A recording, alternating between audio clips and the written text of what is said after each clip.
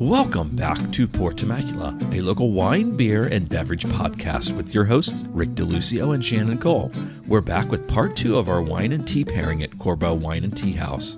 Mixologist Bobby Castro and owner Reagan Schneider pour our 4th tea and wine pairing while discussing Chef Chris's recent Xenia Award for culinary achievement, Reagan's Family Vineyards, and both take the Pour Temecula Pour Blind Tasting Challenge.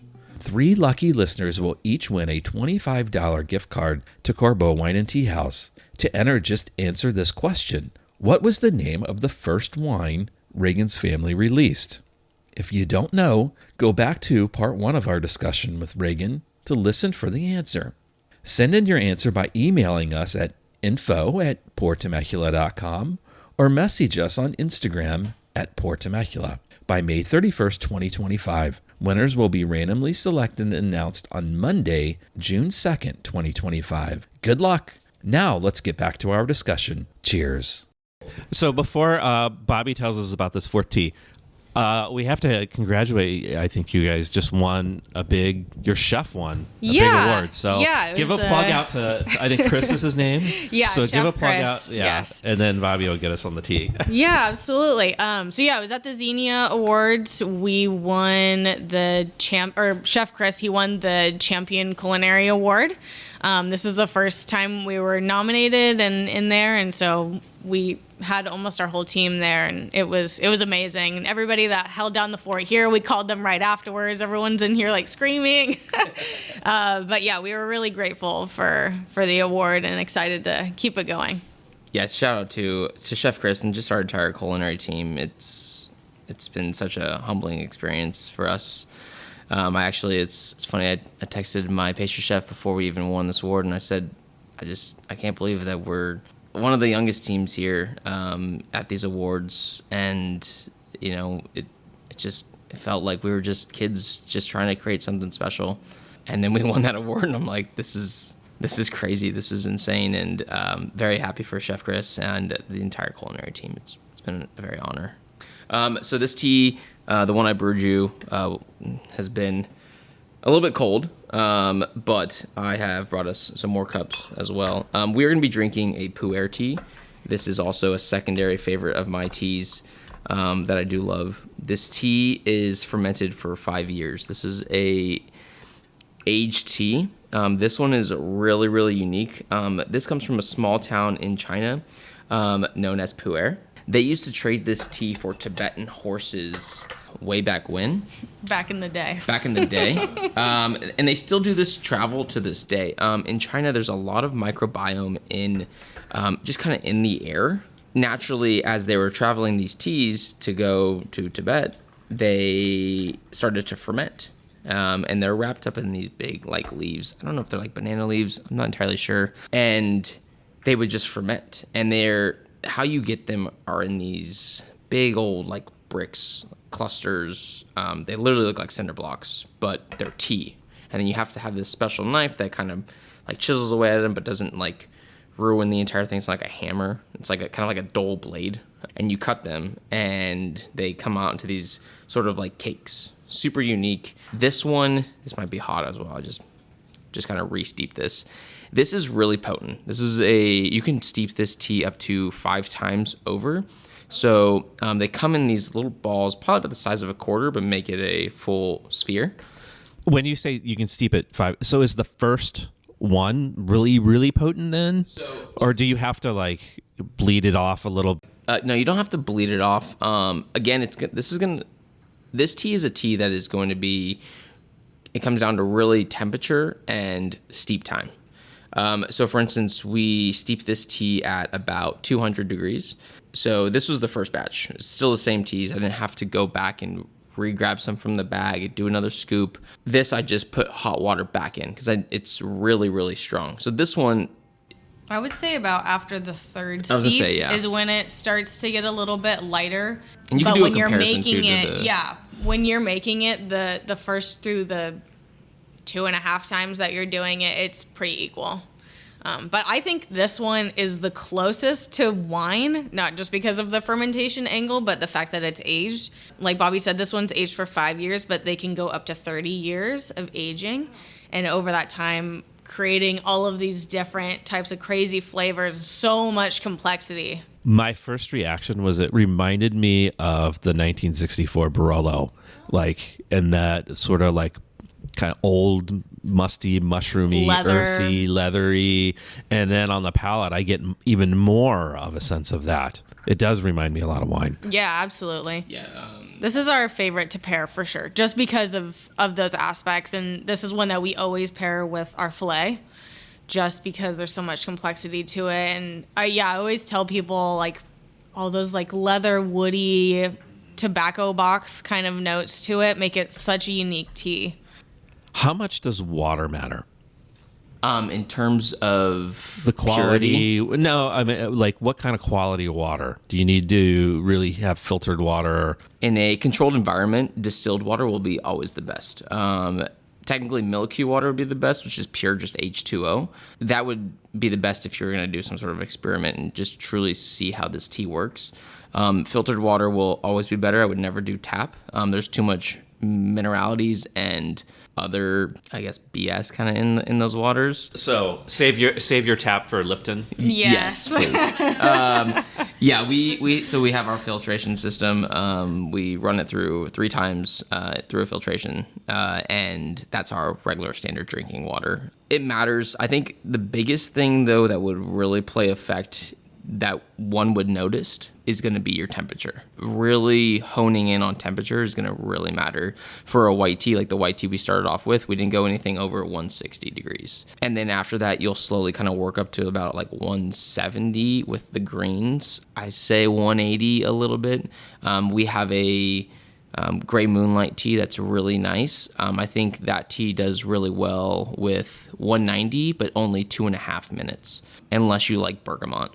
The bergamot will really come through like a regular standard Earl Grey.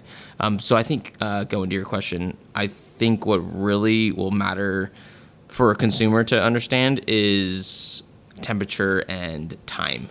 If you oversteep it, like jasmine will get really, really bitter, and it's like you just are drying your mouth out. It's not good. And what wine do we have to go with this? So for this one, I actually opened up something special for you guys. So this is going to be 100% Estate Merlot. Merlot is really what we're known for. At Corbeaux and in the winery, all of our reds have a little bit of Merlot in them coming from the estate. But this one is special because it's the reserve. I actually only made 1 barrel of this in 100% new French oak. And let's see, it was 2020, so it did 4 years in the barrel and then was bottled about a year ago. So this is kind of my staple here. This is my style in a bottle. And how old are the vines for these? You said they date back to the 68. 68. Yeah.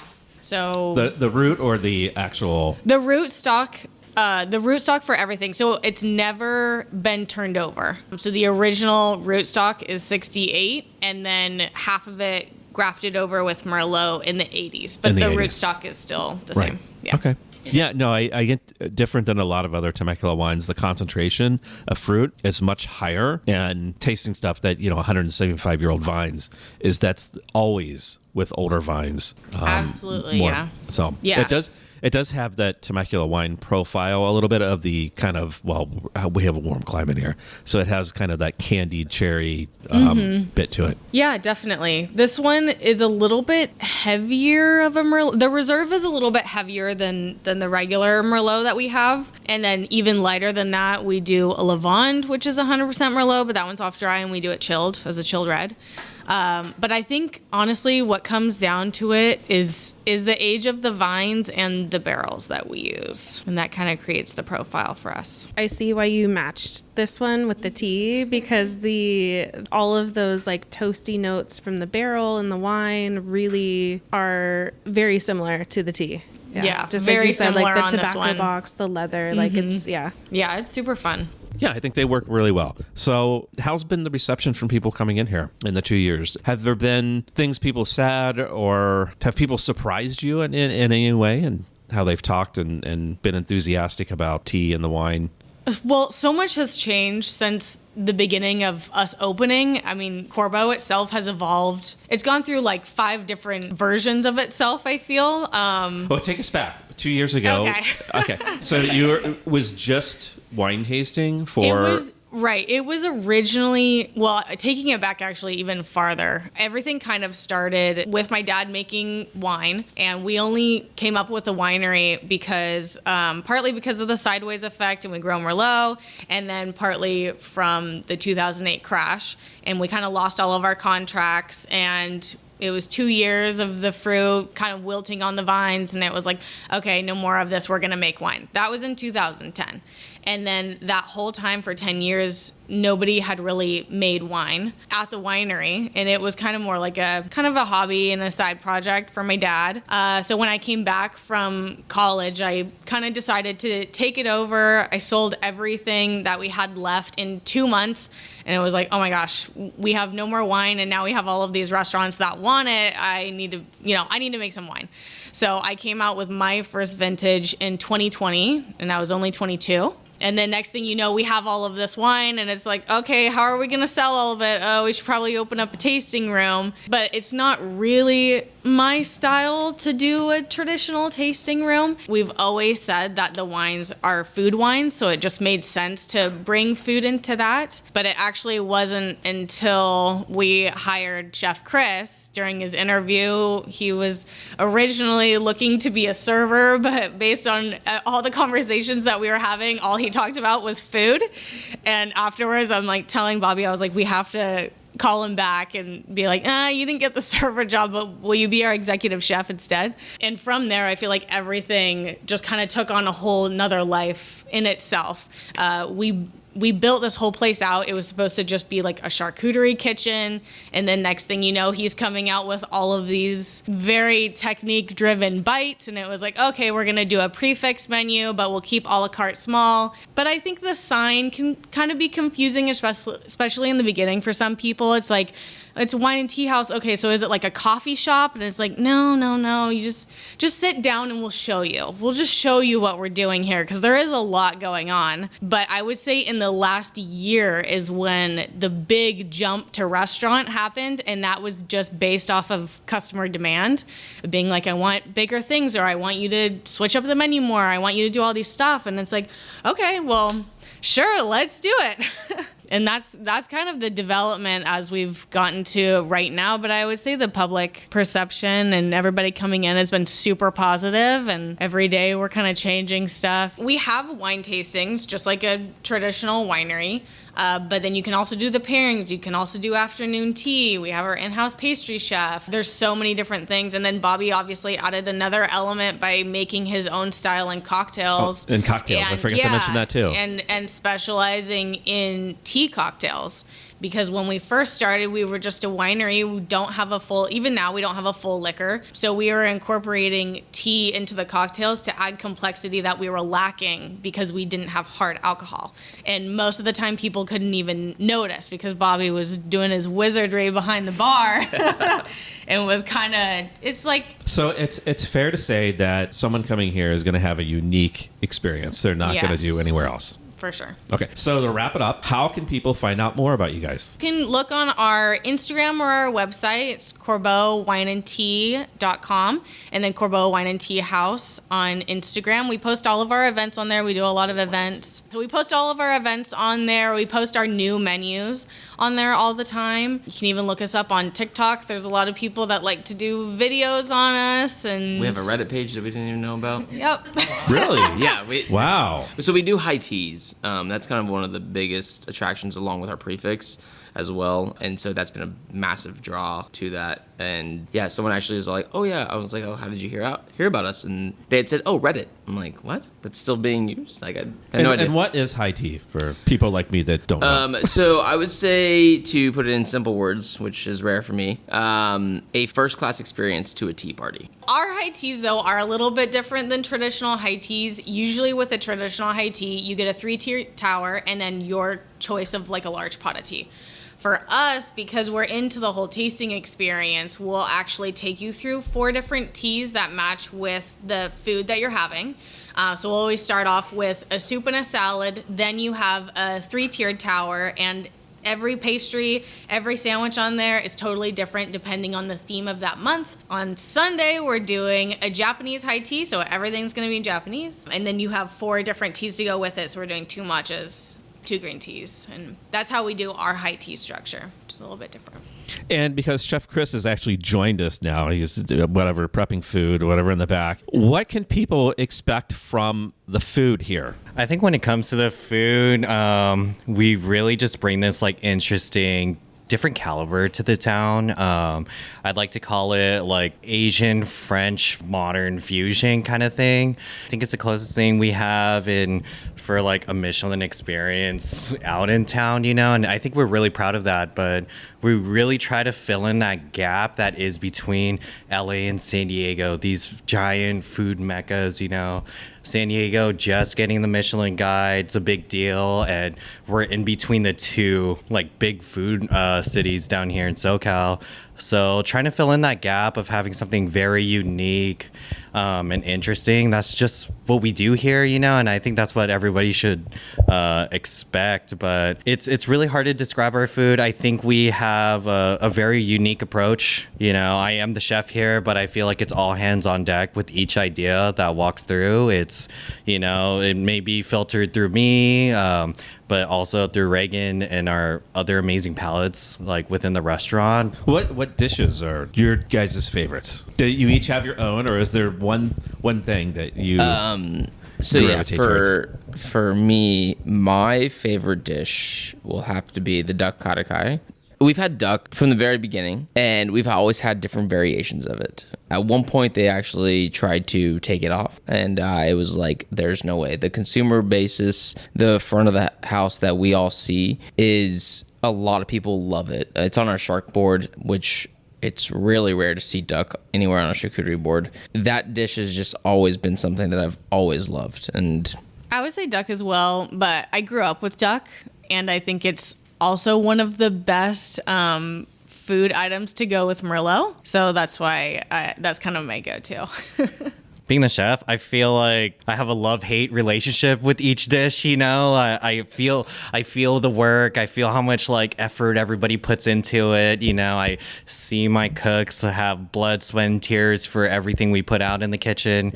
You know, it's mixed emotions, but I feel like I've had a few like really big successes within the food, you know. But the ones I'm attached to the most are definitely everything that I get to put my own culture on. So everything that has like that little like Filipino flair. So for example, the kinilaw dish, that's our hamachi crudo, but it's with like Filipino flavors. So it has like the coconut vinegar, the calamansi juice. It's just one of those things where I didn't know how people would take on those flavors or would take on like my culture, especially pulling from dishes that not a lot of people have like eaten, you know. It's not the lumpia, you know, it's not the really common classics like the chicken adobo. It's more grounded in its roots, in my roots, you know. So I think that was a big success. Like the kinilaw, the hamachi dish, it's stayed on our menu since day one, and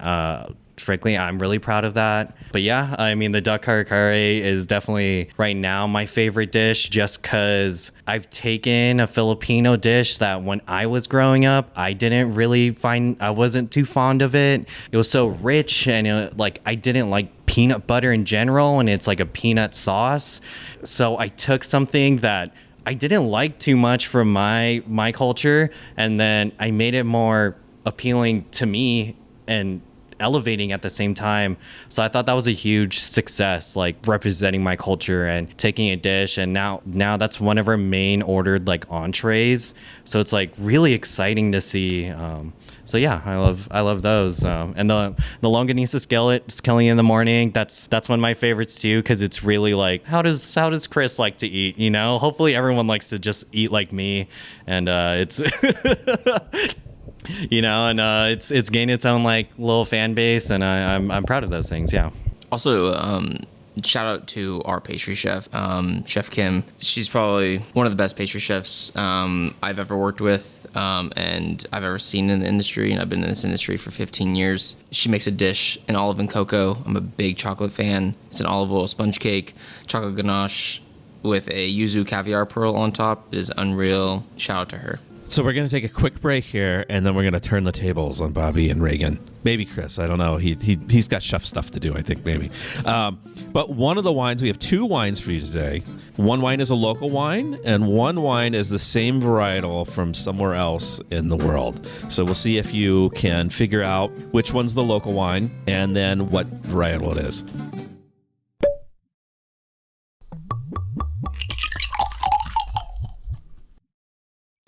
All right, we are back with Reagan and Bobby. We have 2 wines for them. They have a little, wouldn't call it a white wine, wouldn't call it a red wine, might call it a rosé wine. And one of the wines is going to be a local wine. The other wine is going to be from somewhere else in the world. They are the same varietal. And at this point, I'll turn it over to Reagan and Bobby. Go ahead. How would you describe these wines? Well, they're both orange looking.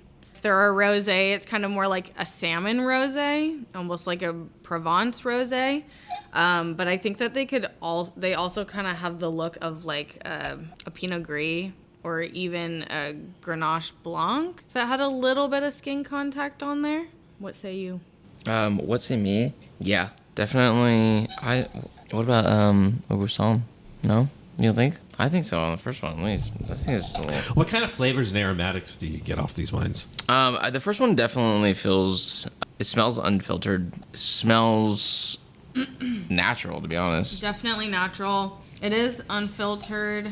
I get a lot of minerality from it, which I really like because like in whites and rosés, that's kind of what I go to. But minerality, like on the nose, not so much. I don't get it. It's like salinity. Yeah, I don't get it on the palate. I think it's like just crisp at the end. I think the second one has some more fruit notes. Any specific fruits? Yeah, I get a little bit of light stone fruits, like maybe like a white nectarine. I was thinking white peach. Yeah, or a white peach as well. Is it Mourvedre? But I'm having a harder time guessing the varietal because, well, Pinot Gris was the first thing that came to my mind, honestly. There's definitely a floral aspect to it. I get rose water on the end. This is gonna sound like really like out there. I work with rose water a lot, being a bartender. I get rose water if you left the cap open, and it's this weird bitter end, and it's like you're just drinking like petals. Well, I think that might be 2 different things because I'm getting an orange peel also, and that was where I thought that kind of bitter, pithy kind of. They're both great, though, to be honest. Yeah, I like both of them a lot. All right. Which do you think is a local wine? And local, for those listening, means either Temecula, it could be Duluth, it could be Fallbrook, it could be Marietta, it could be Anza, it could be something that's in kind of southern Riverside or possibly even North County, San Diego. My first thought is wine number 2. My first thought was that. My now secondary thought is actually, I think, wine 1. Just because it's natural? No, I think wine 2 is French, and I think wine 1 is somewhere California. I think it seems like the way that California has moved to making wine has been a lot more structured and a lot more care into it, to where we're really adapting to more of an old world style.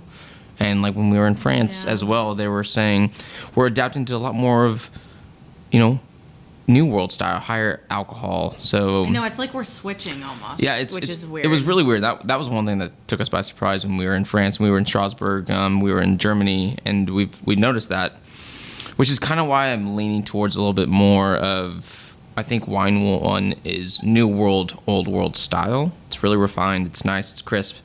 And honestly, it pairs really well in California weather. I've never been to Provence, but if I was going to have a Provence rosé, I would say wine 2. Yeah, me too.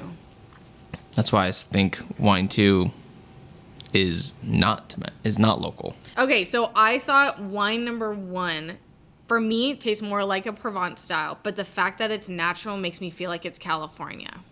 I'm on the same page with you. Yeah. I thought 2 was just based off acidity. I thought 2 was Temecula or local. Yeah, me too. And I thought 1 was Provence, but I'm thrown by the fact that I do think Right, yeah. wine 1 is natural. And there's also so much floral in wine 2 that I don't think I've had that in a local wine before. Yeah, I couldn't tell you what this variety of grape is. If I was to guess, Mourvèdre, maybe Grenache Blanc into a rosé.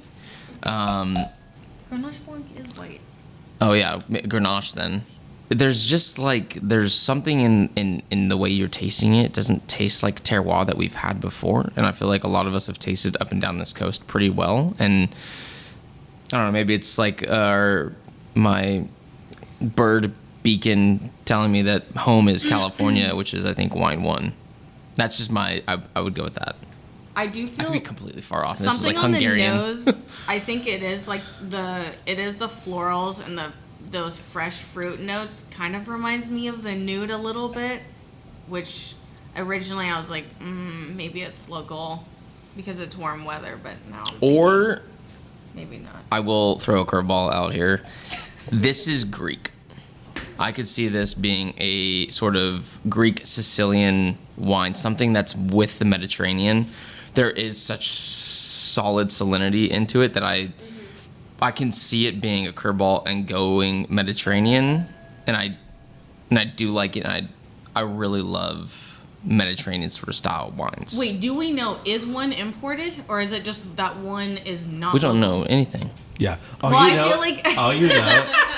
All we know is there's a local one and there's an outside local. That could be it. They might both be California. they might both be California. And they're the same varietal. Right. So if Greek is known traditionally to do very much only Greek varietals, right? Yeah, this is not a Greek So it's varietal. tough to get I know a that. Greek varietal. Yeah, I mean, it's I not. have seen Josephine's has Assertico. Assertico. Yeah. I don't know, where does this Assertico come from? Santorini. No, Well, no. his? He said Oh. that he got it kind of No, over by Sacramento a little bit. But okay. we had never seen anything like that before. We thought it other was than like when protected we were, grape. Oh. Because we were in Santorini. Well, that's what they told us in Santorini. Well, it is. Obviously it's, not it's true. amazing. Yeah, it's really that good. and Yeah. honestly, Catarratto is a really good. But Catarratto's Italian. Yes. Yeah. But it's from Sicily, so still onto that Mediterranean coast. Really unique. A beautiful wine.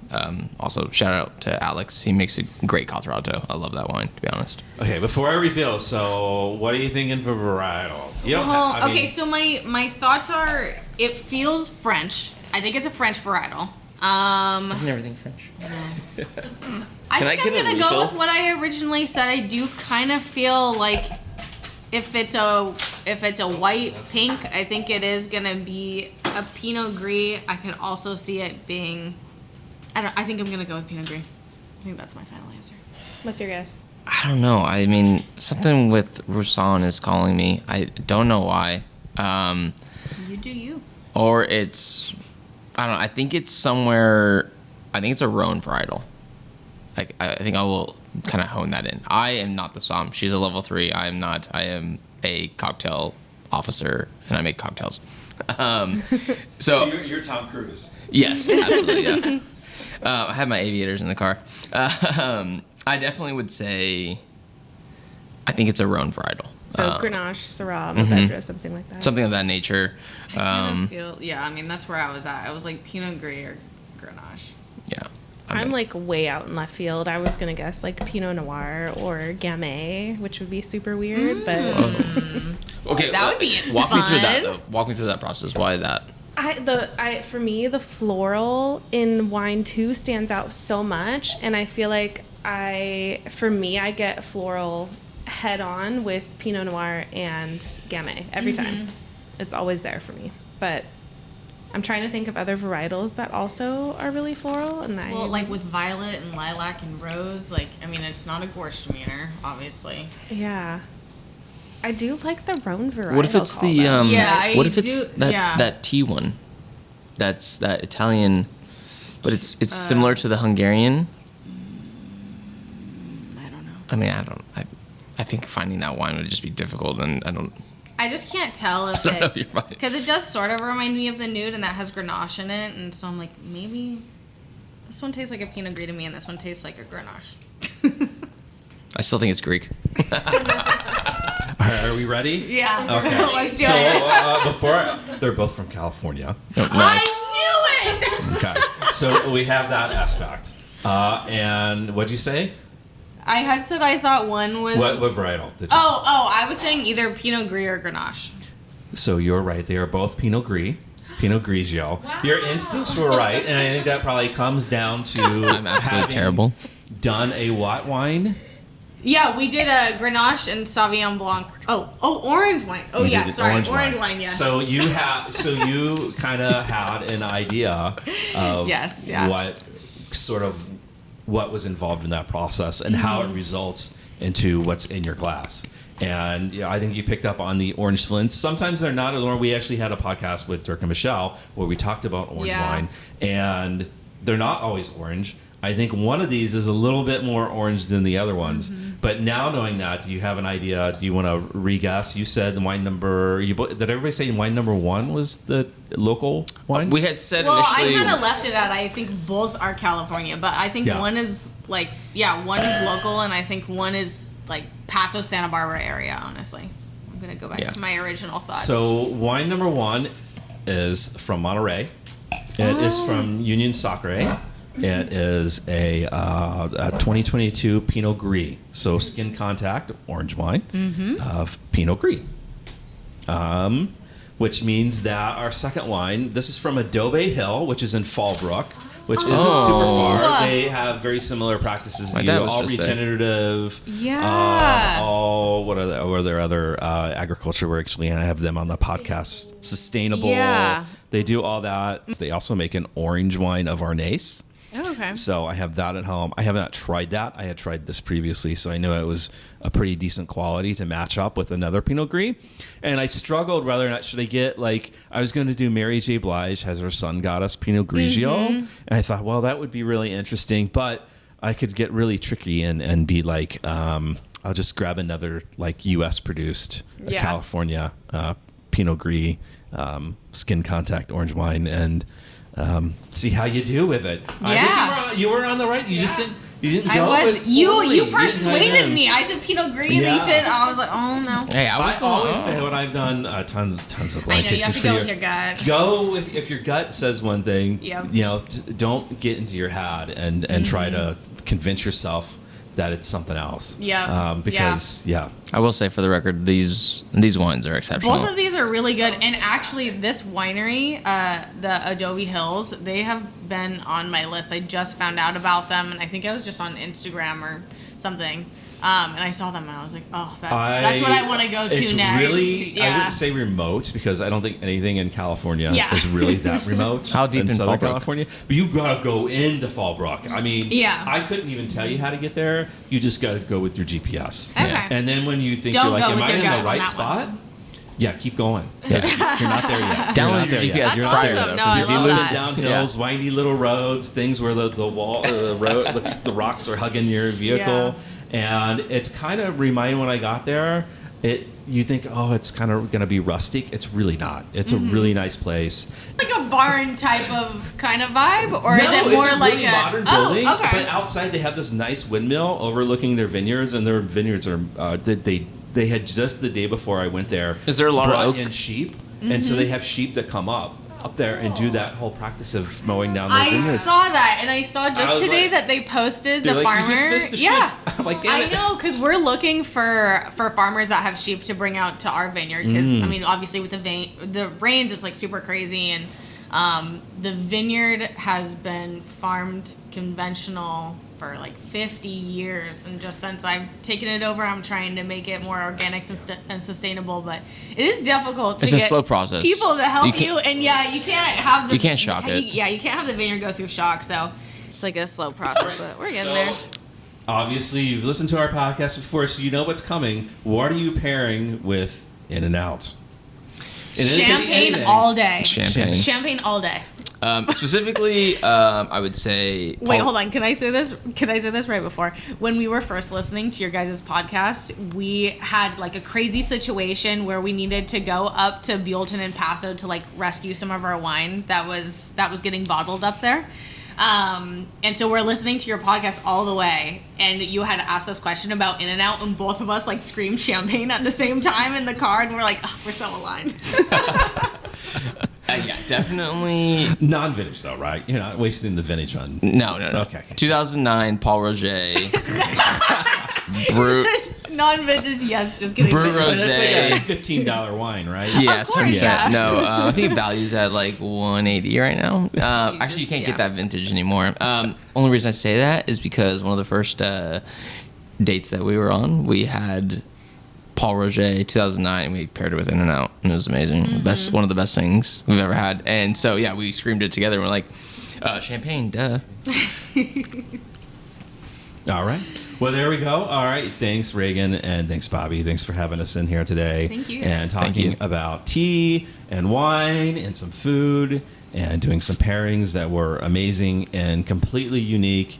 And just to hammer home again for people who want to, when are you open? Today is Tuesday that we're recording this, which is your closed day. Yeah, Tuesday is the only day that we're closed. Every other day we're open from 11 to 9 and then to 10 on Friday and Saturday. Okay. And then when does dinner what are the hours for food and different food? So for our a la carte brunch menu and afternoon tea, every day from 11 to 3. And then we just do drinks from 3 to 4:30. 4:30 is when we start dinner service and the prefix.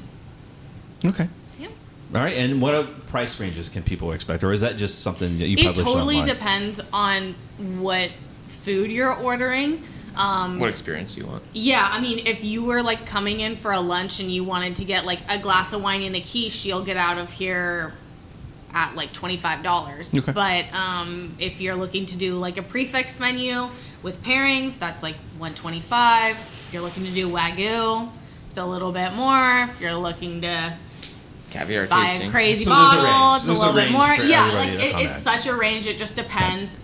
If you're looking for like big meal items and you're with a large group or anything like that, I would definitely steer towards the a la carte menu. And then if you're looking for a really specialized experience, I would do prefix or afternoon tea. All right. Well, thank you so much. Bobby, we didn't get a chance to talk about the cocktails, so we're going to have to redo something else there or come up with something in the future where we talk about cocktails. Yes. And the different sort of, let's say the imaginative and creative cocktails that are more than just like a gin and tonic or your regular, 3-item Negroni. What more can be done in that space? So we'll get you on there. We'll figure out something. No, But yeah, until absolutely. then, It's yeah. it is a whole nother podcast, Yeah. I'd say. Yeah, But I it's think good. so. It's exciting. And for the record, we do have cocktails for everyone. One big thing is that people come in, they want an old fashioned. I got 91 proof brandy, and it'll rock some socks. So it's good. It's great. It's amazing. All right. Well, thank you guys, and cheers to you guys. Cheers. Thank you. Cheers. Thank you. So that wraps up part 2 of our 2-part wine and tea pairing with Bobby and Reagan. Once again, 3 lucky listeners will each win a $25 gift card to Corbeaux Wine and Tea House. To enter, just answer this question. What was the name of the first wine Reagan's family released? Reagan discusses it in part 1, so if you need to, go back to that episode for the answer. Send in your answer by emailing us at info@portemecula.com or message us on Instagram at Portemecula by May 31st, 2025. Winners will be randomly selected and announced on Monday, June 2nd, 2025. To recap our tasting, in part 1, we had a white peony tea from China paired with a Grenache Sauvignon Blanc blush, Longqing green tea from China paired with a Sauvignon Blanc, and finally an Oregon Pinot Noir paired with a Taiwanese oolong tea.